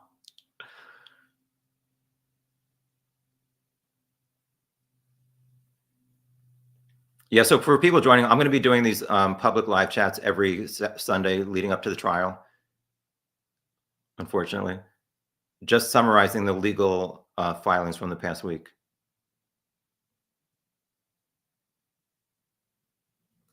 Hi, Carol. Carol heard from her inside sources that the scene was not properly blocked off, so the bullet found days later or any other crime scene elements will be hard to get in. I've obviously heard a variety of these rumors. I've heard that it was found on the day the girls were found. It said it was found 2 feet from their bodies. So if their bodies were removed from the crime scene on the 14th, why would it say that it was found 2 feet from their bodies if it was found after the bodies were removed? We'll see. I have NyQuil. I took it last night. I should take it right now. Put myself to sleep for once.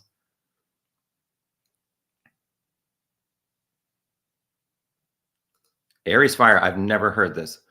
Rumor has it that Richard Allen and Libby's grandfather, Mike Patty, were friends and rode motorcycles together. Is that true? We know that there was a motorcycle cover taken from Rick's home, October 2022. I've never seen a photo or any proof that Rick owned a motorcycle. I've said previously, how does a 5'4" person ride a motorcycle? But obviously some women have motorcycles. That's the first I've ever heard that rumor. People wondering, how far behind are you? 48 minutes. All right, let me skip over a bunch of stuff. Sorry. Yeah, I missed like a few hundred comments, so sorry. That's not that funny. My laugh is so annoying. My Sluther Vandross cup is making noise.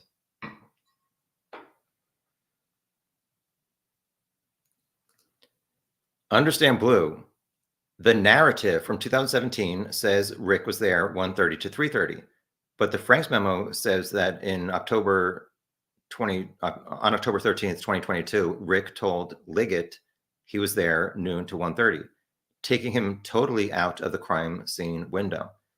Things that make you go, that's a good CNC Music Factory song. I don't know what to say. Obviously, we've all heard that the conservation officer said, oh, I thought I recorded all of my interviews on audio, yet I can't seem to find Richard Allen's. I've heard a variety of rumors, including one that we all want to know, when did Rick come forward? Was it before or after the screenshot and the voice of Bridge Guy? Because some people are like, well, he's obviously not going to come forward after. If Rick was Bridge Guy, he would not come forward after, like, he's essentially captured on video and audio. I don't know. I've heard that he came forward as late as February 22nd or 23rd and did not call the police line. He just randomly saw a conservation officer at the grocery store.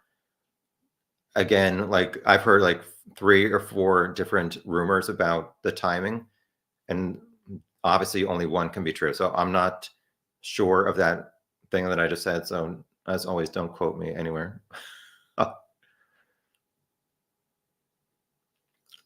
Hi, not DB Cooper. Whiteman is the road that Rick lived on, correct? And people say I don't know, talking about this conservation officer and this tip, which I've said previously, and you guys know it's a fact. It was entered into the FBI system as the 74th tip. So I'm wondering, did the conservation officer write stuff? He scribbled it on a notepad, according to the defense team. Did he hand it in at the command center into like a bin, and then somebody else entered it into the FBI Orion system? I'm not sure that a conservation officer would even have access to the FBI Orion system. You would think and hope that the conservation officer would remember this man's name was Richard Allen. So I think maybe a third party got the piece of paper and thought that Allen was a middle name, and that Whiteman, I guess his street name, was written somewhat close by on the piece of paper. So whoever entered it into the FBI system thought his name was Richard Allen Whiteman. However, that should not have had any stake in not following up with Rick, or this man who said he was on the trails, according to this piece of paper, at the time of the murders.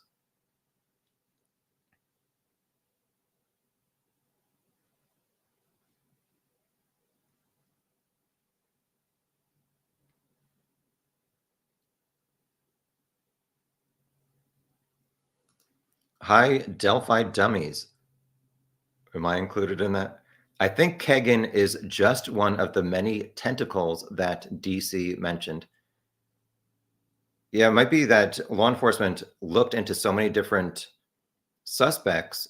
However, to me, one of the things that does point towards Rick possibly being guilty is for 5.5 years, law enforcement looked at everybody but Richard Allen, and they like did not find enough evidence until they finally looked at Rick. We'll see what they found at his house and all this other stuff.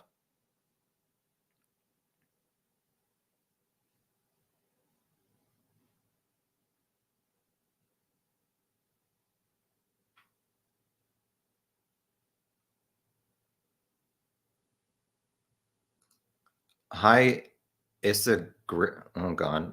Can you guys all like change your screen names to things that I can pronounce? Hi, Gree. Oh God. Thank you for your nice comment though.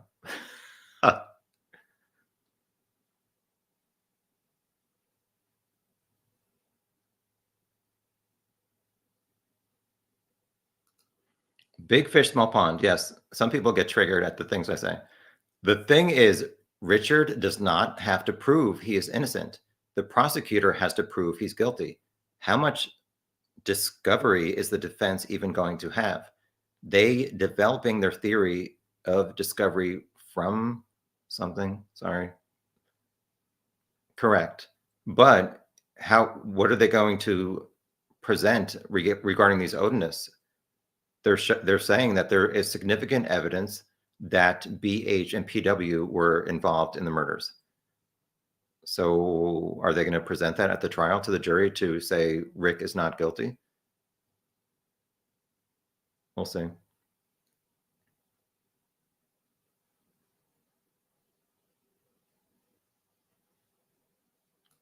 Ruckus rocks. Google was subpoenaed to freeze the username Oz. I think you have a grammatical mistake here. It's OzPep123, according to this leaked index. That's Rick's wife's account. So Ozzy, from what we've heard, and I think from her Facebook, I think the two cats that they owned were Ozzy and maybe Pepper. I'm not sure about Pepper, but I know that Ozzy is one of the cats that died. And the one that people were saying, like, they found Rick. Remember this rumor? Once Rick got arrested, people were saying he stole tools from a neighbor, which was a felony. So he got his DNA taken and it matched the crime scene, which obviously turned out to be false. There was this other rumor that like their cat, apparently Ozzy, who died, was buried in their backyard and it matched cat hair at the crime scene, which that seems to be false also. Well, it'll be interesting to see what law enforcement found from these various subpoenas and online activities. The defense has said There's nothing on Rick's social media that connects him to the murders or Abby and Libby. That was their list of like 7 items that points towards Rick being innocent from the first Frank's memo of the trifecta.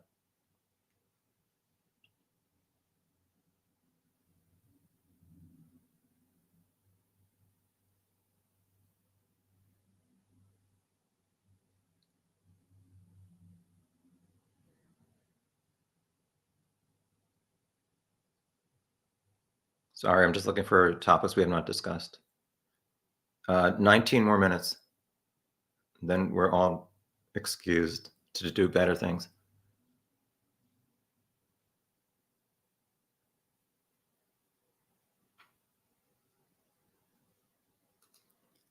Not a Richard Allen Sim said, I think he planned it for a while.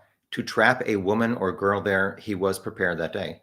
Well, people say, why did he not, whoever Bridge Guy was, I'm not saying Rick is Bridge Guy because I do not see Rick's face like jump out in the Bridge Guy video. However, I think it's so blurry, you can't even make out anything really. I disagree respectfully. I sound like Diana Ross. Anyway.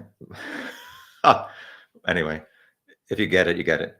I think that it was 2 young girls that he maybe had a fantasy, whoever this was. Why would this Bridge Guy trap 2 girls who are teenagers?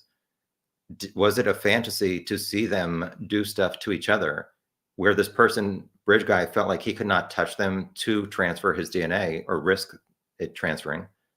Did he want them to, whatever, disrobe and touch each other, whatever? Don't want to get too descriptive. Obviously, Libby was found without any clothes on, but Abby was fully clothed from what I've heard and wearing Libby's jeans on top of her jeans and Libby's sweatshirt. So why was Libby not wearing any clothes? Is it some kind of sexual motive? That's why I think it was 2 people and 2 young girls, because whoever this was had this motive to see them do stuff to each other. I don't know that we'll ever know the true motive, even if Rick was the person.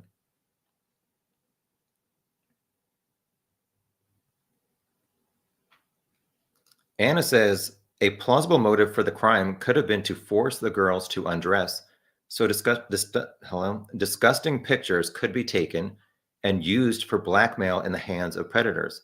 Well, how much like money do teenagers have to pay blackmail? Sorry, I'm just responding as I read. But the girls resisted and ran.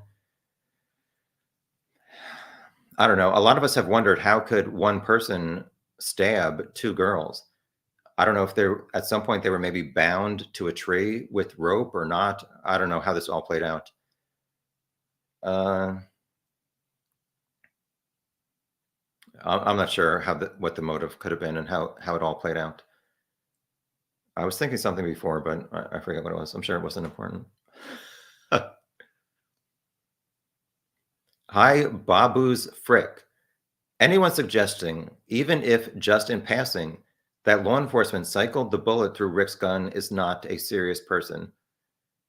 Yeah, I think law enforcement is incompetent and somewhat shady at certain things, but I don't think Rick is what they call a patsy, which they're falsely blaming Rick for being Bridge Guy and the murderer. As I've said previously, law enforcement did not know what they would find at Rick's house in October 2022. What if his phone showed that he was home by 1:45? What if his car data showed the same thing?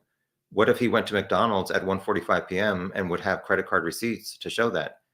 Law enforcement had no idea what could point towards Rick's innocence. So I think after 5.5 years of law enforcement not arresting all these other various people that they could have made a patsy out of, I don't think Rick was falsely arrested. I do think law enforcement truly did believe that he could be involved in the murders.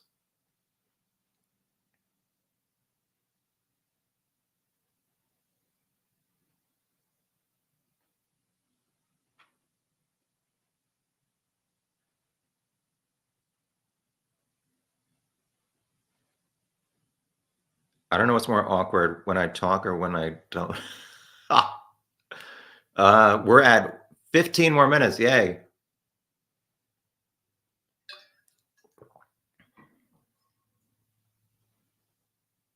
Yeah, Anna says, why not frame Kegan, who is a basement dwelling pervert, and nobody would have questioned his guilt.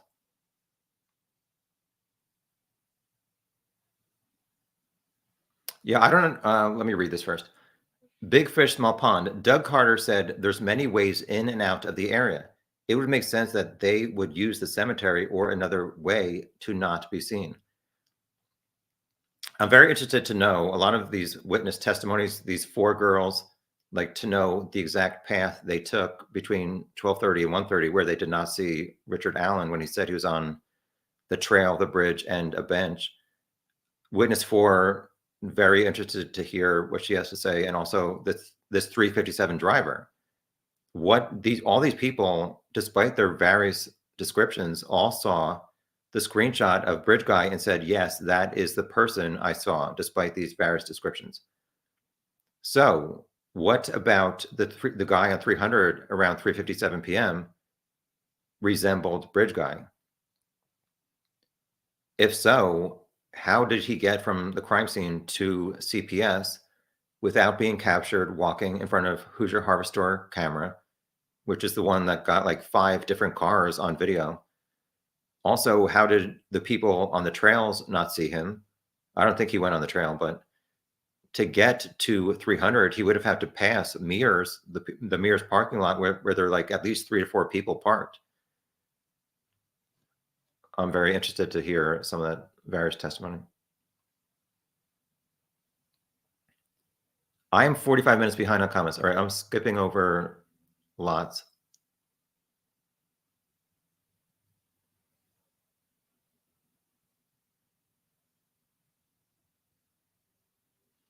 Hi, Heather. This trial will not be won by the witness testimony that Tom was just talking about. He's interested to hear. They will need hard, solid evidence to convict. Circumstantial only backs up hard evidence. Yeah, stay tuned to see what they have, though.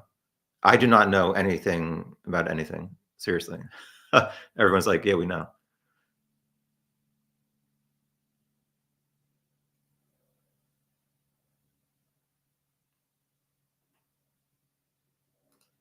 Hi, Lala.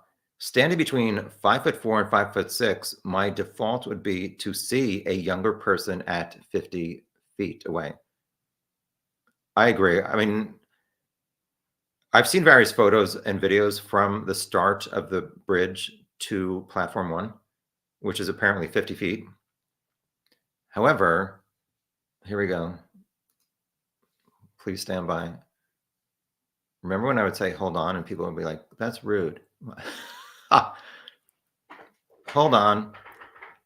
So a lot of people may not know this is what the bridge approach looked like in 2017.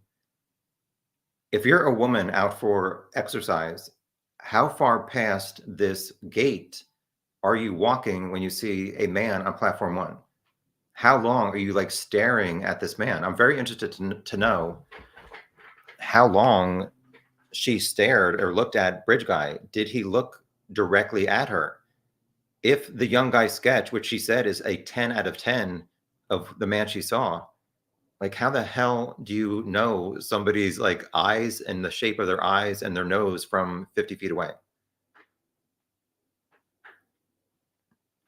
We'll see. Will we? Picture Chick. I would love to even just read the transcripts of his confession calls. Yeah, since all this like online debate about was it a confession April 3rd or not, I was hoping the prosecution would at least release quotes from that call. Obviously, he never has, so I think he's waiting for the trial to reveal it all. I'm very interested to see, which I'm never going to see, the October 13th interviews of Rick and his wife. How does Rick react to being asked certain questions? Does it show innocence or guilt? The defense said they've seen it, and at a certain point, it seems like Rick realizes that he was just not considered a witness, but an actual suspect.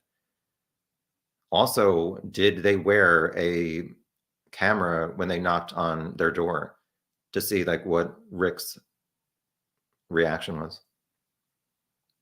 Did they include or bring like a high quality microphone and point it at Rick's car as he and his wife sat there for hours? Can you imagine that conversation?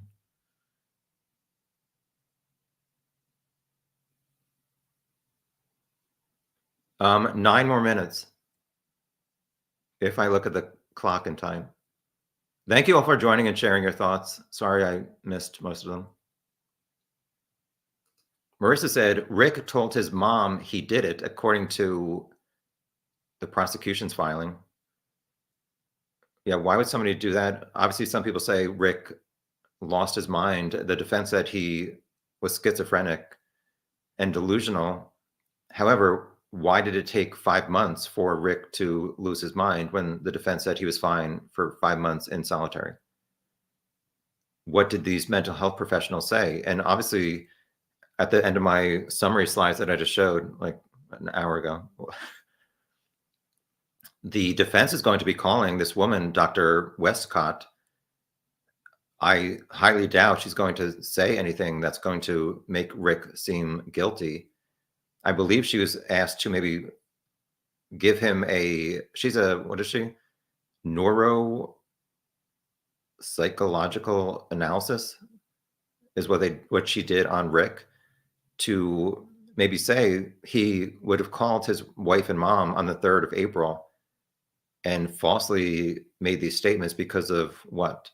So we need to wait to hear these phone calls, as well as I said before, what was his body language in the jail cell before and after?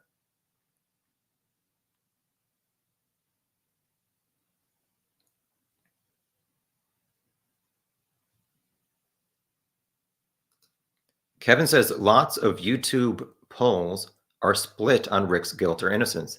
Does not bode well that 12 jurors will come to a unanimous decision. I'm just hoping that the correct decision is made and that Rick gets a fair trial. The defense is prepared, the prosecution is prepared. And either way, there is enough evidence presented to show if he was bridge guy and guilty or if he truly is innocent.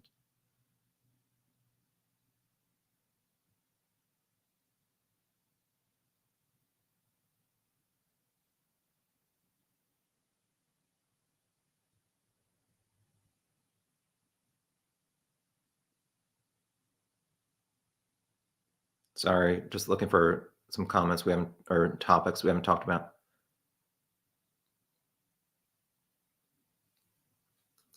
Living Vicariously said, the jurors will be shown factual data that is hard to dispute, along with interviews and other evidence we are not privy to that will make things more clear. They'll be more informed than we are, correct? Hopefully.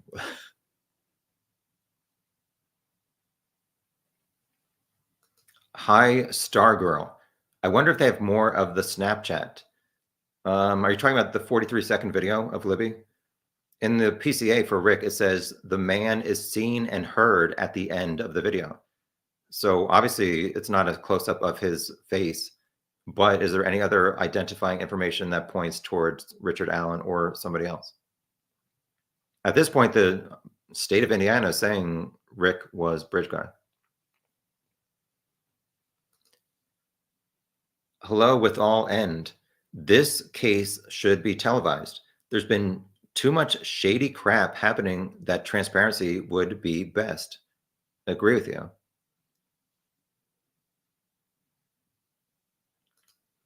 Hi, Reeker. Also, what I don't understand is if he undressed the girls, how did he not notice a phone? Well, who's to say that he even knew that he was being videotaped and there's any reason to take the phone? What is he going to do with the phone? Is he going to turn it off and throw it in the garbage? I don't know. I don't know how this all played out. According to the Franks memo, didn't it say that the phone was on the ground On top of that was a shoe, and on top of that was Abby's like lower back, or one other place I think it said it was her leg. It's very interesting to remember, at least to me. Libby's father called her at 3:11 and 3:14 p.m. as he approached Mears parking lot and when he parked.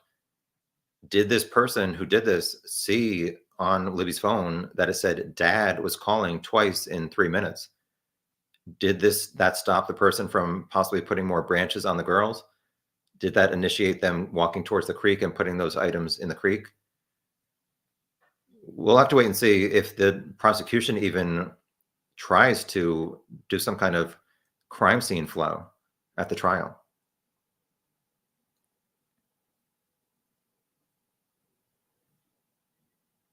Um, 4 more minutes. Let me look and see 3 more comments.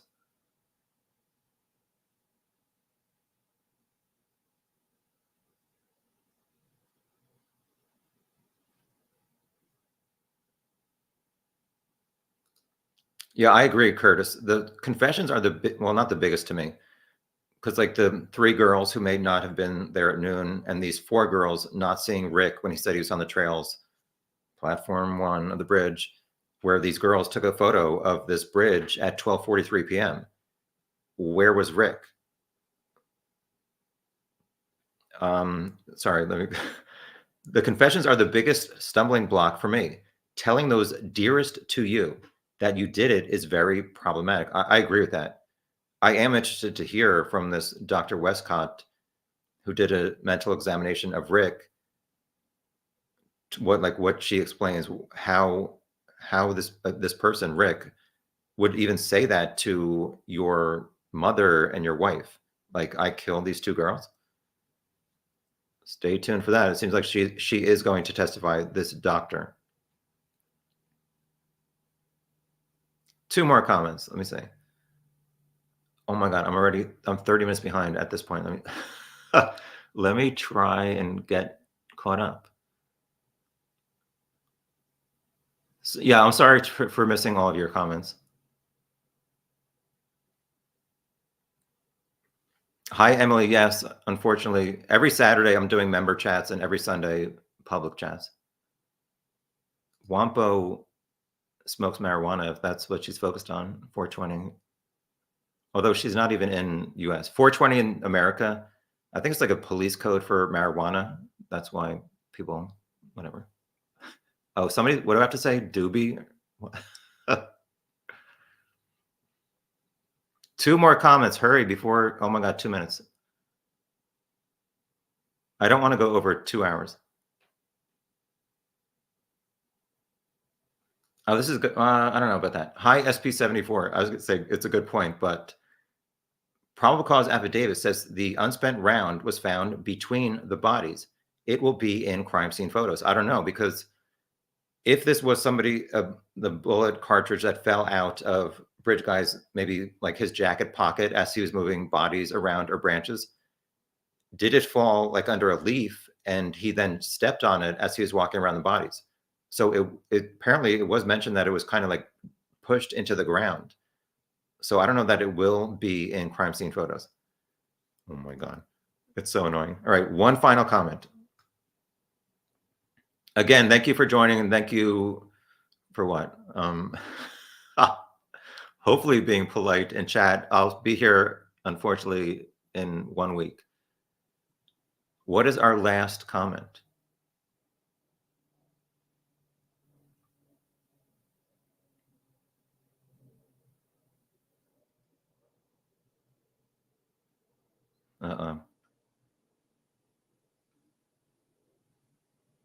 Sorry, one final comment, let's say.